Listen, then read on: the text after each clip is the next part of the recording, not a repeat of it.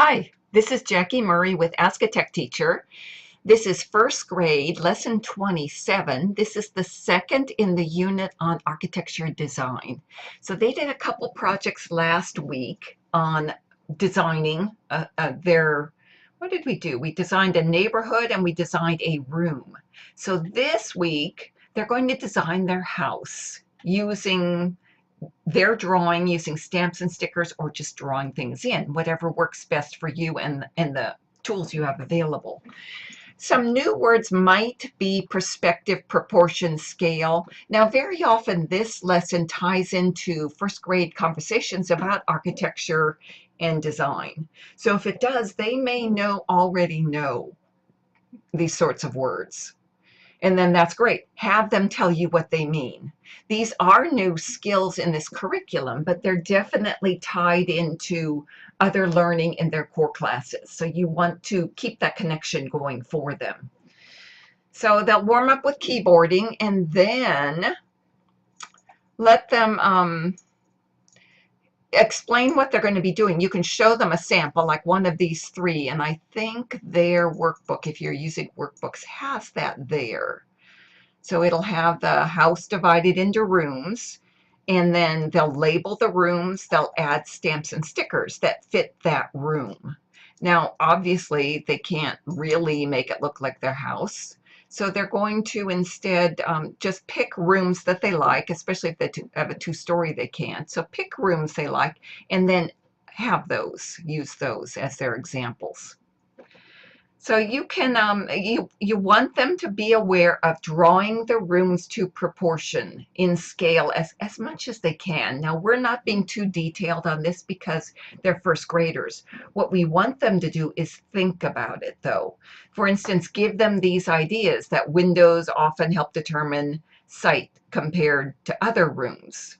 If they think of their bedroom, they'll think of a window on the back wall or maybe a door, and then they'll kind of envision how much room it takes up there. And a window is always the same size, room to room, so they'll make note of that. They can mentally stretch their arms out to think, how close are the walls in this room? Give them an 8 by 12 space in your classroom and have them measure that out. Most rooms are 8 by 12, but maybe theirs is larger. And then also mentally pace off, because that will give them a better sense of what sizes. Just have them thinking about those. You're not expecting this to be perfect. You're just expecting that it will reflect thoughtfulness. And then they're going to draw. So when they finish, they can discuss their drawing with their partner, introduce their partner to their house and why they selected the things they did, and then do the reverse. So they'll work with a partner doing that. Review speaking and listening skills. So they do this nicely, and then save this drawing for open house. It'll go in their slideshow or their end of year presentation that they have. If anyone does get done early, they can make greeting cards. They know how to make these. They've done them in the past, so just let them open whatever tool they use that for and create a card. They can print it, and then, or they can save it and share it out, whichever way you do in your classroom. I think that's it. I don't think they have, oh, I did forget a big piece actually. So the things they can do to display their room is they could draw those pieces in here. I don't think any of these are drawn, but they could. Instead of finding a sticker for a sofa, they could draw that. Or a lamp, they could draw it. They could create these using basic shapes available in the drawing tool, squares, triangles, things like that, and mixing that up with drawing. Or you might put together clip art collections that they can then access, which is a great way to show them how they go into files and use other folders, multimedia effects to make their drawing better. So you might have this collection of architectural file folders that have desks and chairs and doorways and patios and things like that. And then give them inside, they'll find these different collections that they can use. There's windows, lots of different choices for windows. So they'll learn how to access these file folders and then access the folders underneath. Usually it's just going to be a double click. It might be a right click copy, right click paste.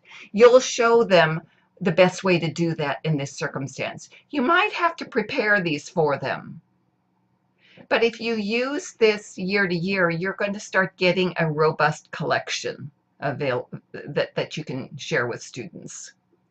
If you look on Ask a Tech Teacher, I have a whole bunch of gifts there from different types of things in houses as well as other places. But you'll find a whole bunch you can grab, very G-rated and very classroom friendly. And I think, so that's good. I'm glad I remembered to mention that. And these are fun, just nice things that they might find. Now, of course, their grandma's not going to look like that. Maybe their dog doesn't sit in a blue chair, but the idea is there. Okay, I think that's it, guys.